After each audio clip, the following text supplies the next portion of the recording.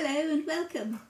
Thank you for joining me, and today we're going to be making some scones. Scones? Scones? I don't know, either or. I'm starting off with 8 ounces of plain flour, and to that I'm going to add 2 teaspoons of cream of tartar. It goes 1 and 2. And 1 teaspoon bicarbonate of soda. That's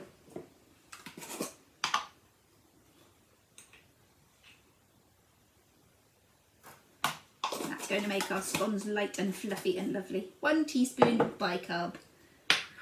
I'm going to give them a quick stir with my knife just to mix those powders in. And onto the work surface. I've already preheated my oven at 180 degrees centigrade.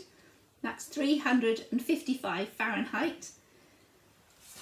And I've greased and lined myself a baking tray. So into my flour, bicarb and cream of tartar, I'm going to add 1.5 ounces of margarine. You could use butter, but margarine is fine for this recipe. I'm going to rub this in using my hands, just like making a pastry. It shouldn't take much rubbing and crumbling because there's not a lot of fat. Oh, and I forgot. Now I've got greasy fingers. That's going to be difficult. I just want a pinch of salt. I can't pinch it. My hands are all floury. I'll sprinkle it on my hand. There we go. Maybe a bit too much. Sprinkle a bit back. There we go. Literally just a pinch of salt. It's going to help make these taste lovely. Now at the moment I'm making a plain scone, but I'm going to coat that with jam and cream. Make a Devonshire or Cornish cream tea. So once all your margarine is worked into your flour, I'm going to make a little dip well space in the middle. I'm going to use milk to combine my ingredients to make a nice pastry-like dough. I'm not sure how much milk it needs, so I'm just going to use some milk to combine. Pour it in slowly, a little bit at a time. You perhaps only need 3 or 4 tablespoons total.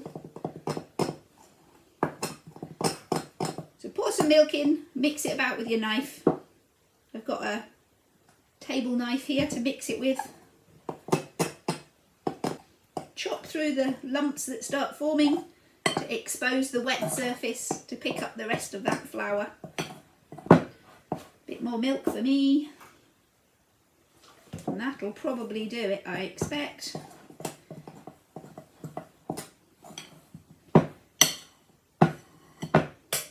Now I'm going to get my hands in there and see. Looks a little dry. Yes, I'm going to need a bit more milk. I'll bring this bit together that I've got and I'll add a bit more milk to the powder still left in my bowl. There's a nice doughy bit, we'll have that as well. There we go. Stick it on. You can always put a bit more milk in. You can't take it out once it's in there. Little drip more. There we go.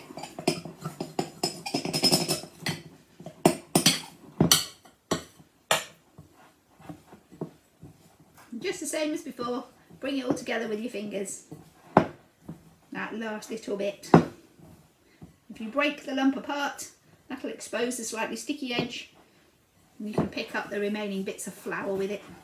Now I'm going to move my milk out of the way before I spill it. Pop it up there. Oh, you're in shot. Get out of the way. There we go. Bring my big lump back in and combine it all together in one lump of dough.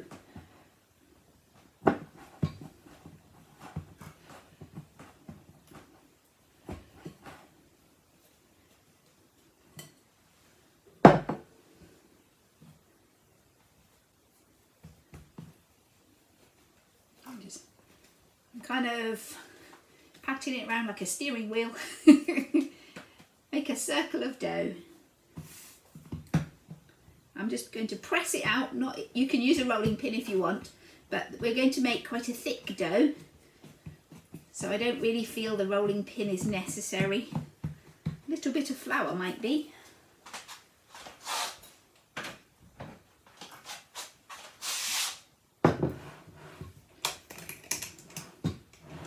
Just a light dusting of plain flour on my work surface.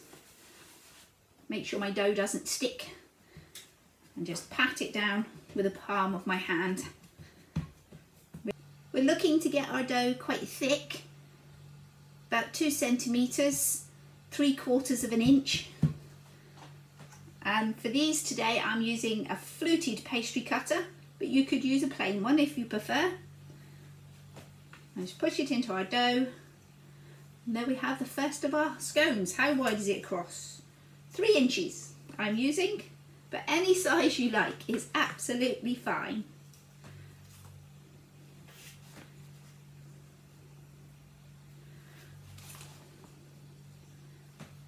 Got 4 scones out my first cut.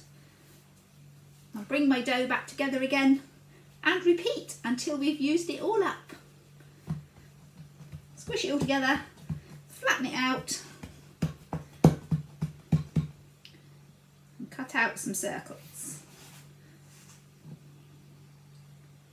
I'm going to get there just 2. I think I'll get 1 more from my mixture.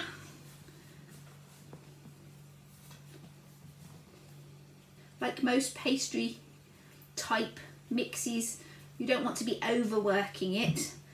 Things will just get tough. You want nice, light, fluffy, finished baked goods. So we handle it as little as we can possibly get away with.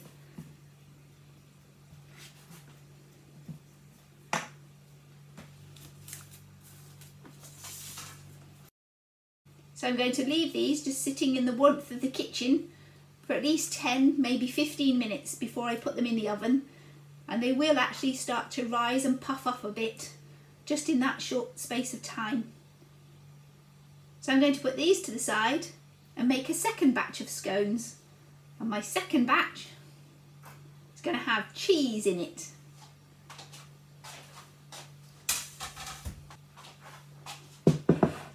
So in my same dirty bowl I've weighed out another 8 ounces of plain flour, and I'm going to do exactly the same as before. I'll do the salt first this time, then I won't forget. So I just want a pinch of salt,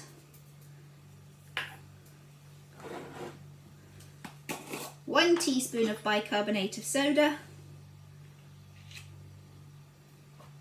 and 2 teaspoons of cream of tartar.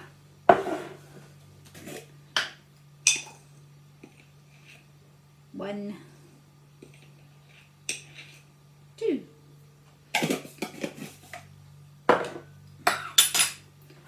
Stir that up with my knife just to mix in the dry ingredients, get them started in their combining, and then we'll add our 1.5 ounces of margarine. And exactly the same as before, we'll rub that all in to make a breadcrumby finish. There we are, all breadcrumby. Now to our breadcrumby mix this time, before I put the milk in, I'm going to add some grated cheese. Not just some, I've got 4 ounces of grated cheese here, and I'm going to mix that in. Just get all the cheese coated in the floury mixture. It separates all the different cheesy strands and make sure they spread evenly through our doughy mix. Once that cheese is all stirred in, just like before, we make a well or a divot in the middle of our flour. Oh, and add some milk. And in exactly the same way, we're adding it slowly, little bit at a time.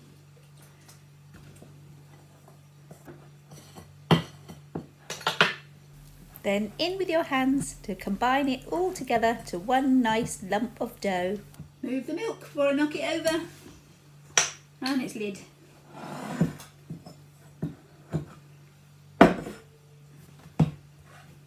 And just like before, I'm not going to trouble with my rolling pin, dusting of flour on my work surface and flatten out my dough. Now with these cheesy scones, you can cut them out just as we did with the plain ones, but I personally tend not to bother. I literally flatten out my dough to a big lump. Same sort of thickness, 3/4 of an inch, 2 centimetres. And then I'm just going to cut it into chunks with my knife. I'll probably get 6 to 8, or I'm going to get about 8 I would say, looking at my lump of dough. So I'm just cutting out rough chunks of dough, and they're going to make delicious, rugged, cheesy country scones. Lovely served hot with butter on, or on the side with a gravy type meal, a stew, or perhaps, I'm going to cut that one in half actually, get 2 smaller squares, there we go. A stew or meats in gravy, delicious. Let me put these on a tray. So just like before, I have a greased and lined baking sheet ready, and I'm just going to place my chunks of rough cut cheesy scone on top. Gosh, not sure they're all going to fit. Let me see, get that one in there, let's put that little one there and that one there. And just as we did with the plain ones, I'm going to leave these for 10-15 minutes before they go into the oven, but my plain ones are already ready. Not ready cooked. These are my plain scones, and just in the time it took to make my cheesy ones, these have puffed up enough to be ready for the oven. So I'm going to pop these in now. They'll be 15 to 20 minutes in the oven, just till they start getting golden brown on top.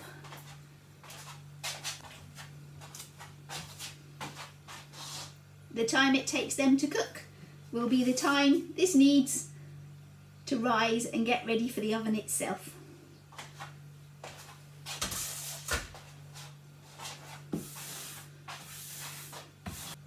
So having made our plain scones and cheese scones, I've not quite finished. I've got one more scone recipe to do.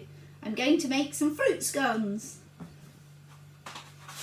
So just as before, we'll start with our 8 ounces of plain flour. And you know the routine by now. A teaspoon of bicarbonate and 2 teaspoons of cream of tartar. So there goes our bicarbonated soda.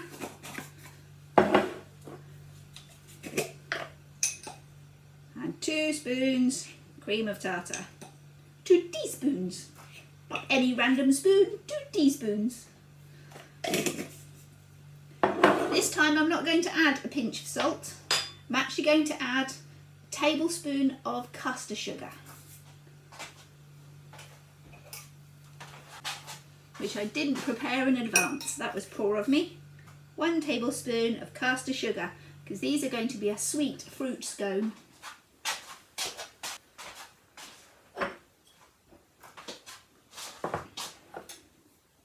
Stir up our powdered things with a knife just to mix them through.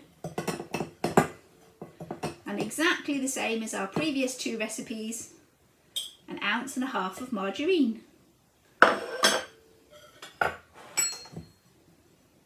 And rub it together, just like making a pastry crumb. And all rubbed in and lovely and crumbly. Now we're going to add our dried fruit. Now I'm using some raisins today. I've got 3 ounces of raisins here. So in they go. And a quick stir around to coat all those raisins in flour. And in exactly the same way, we'll slowly start adding some milk.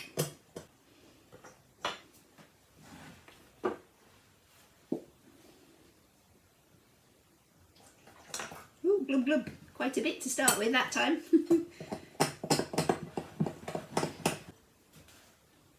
In with some more.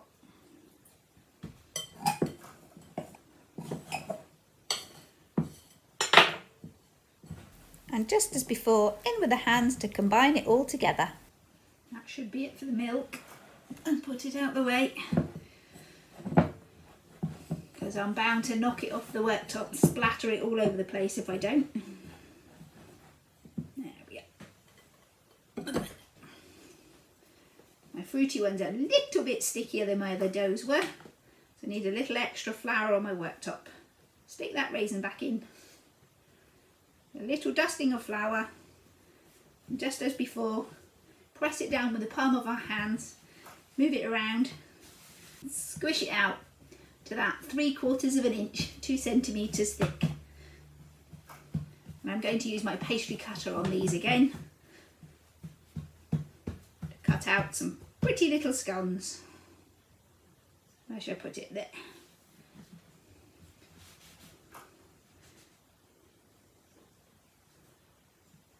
And I haven't got a tray for these. They're going to have to wait until the plain scones are finished cooking, and then I can use that tray to put these on. And a tiny bit of dough left. I'll just make a little knobble to go on the tray. I may just put these on a plastic tray so I can clear up while we wait for the plain scones to finish cooking.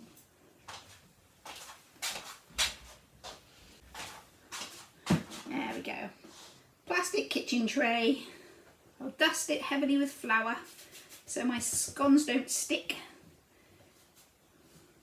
Lay my fruity scones on, waiting for the oven tray to be free. What do you get? 1, 2, 3, 4, 5, 6, 7, 8, 9 and a bit. And there's our fruity scones waiting for their baking tray. But they're going to have to rest for 10 minutes anyway and fluff up a little before I put them in the oven. So I'll clean up this mess, and by the time I've done that, hopefully our plain ones will be ready to come out.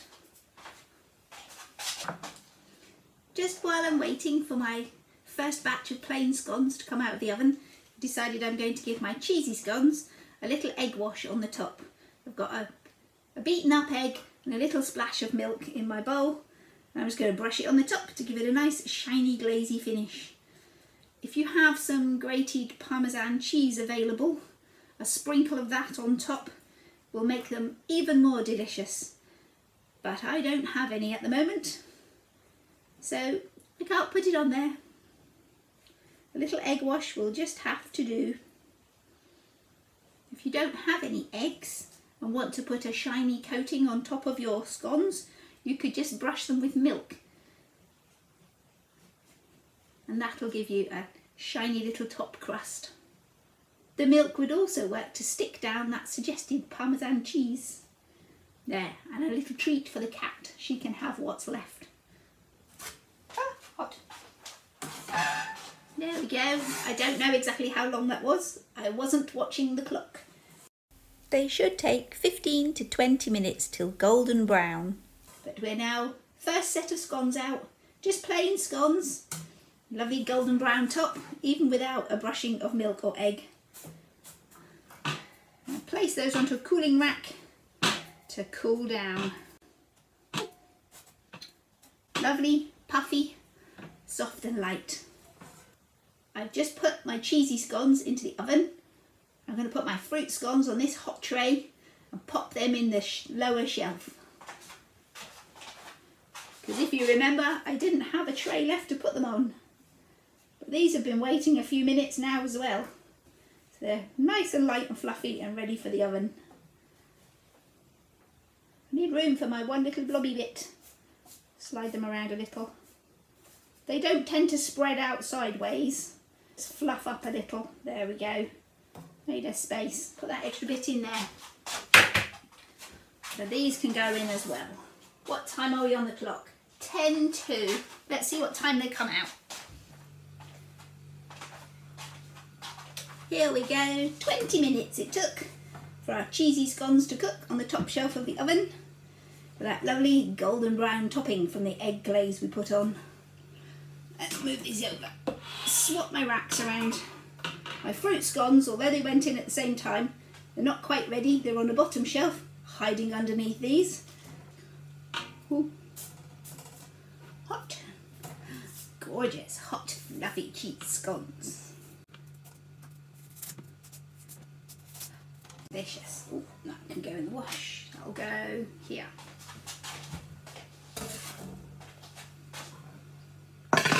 Ow! Should know better. The wire rack's hot. Just had a hot tray on it.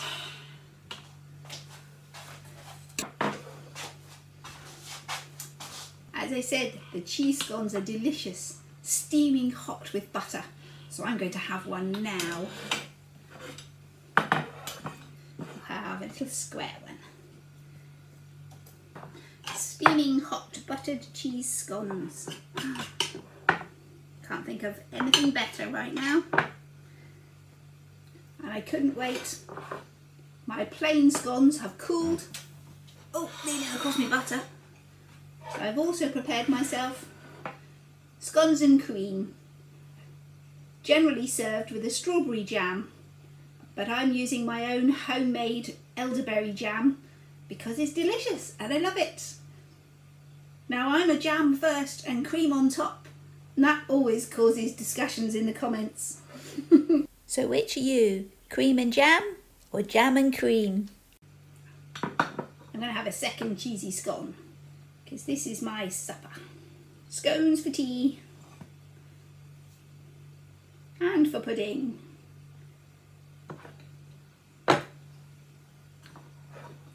Hot buttered cheese scones and lovely jam and cream scones. All I need now is a cup of tea and we're ready to go. I'll just go and check on the fruit scones. They might be ready, you never know.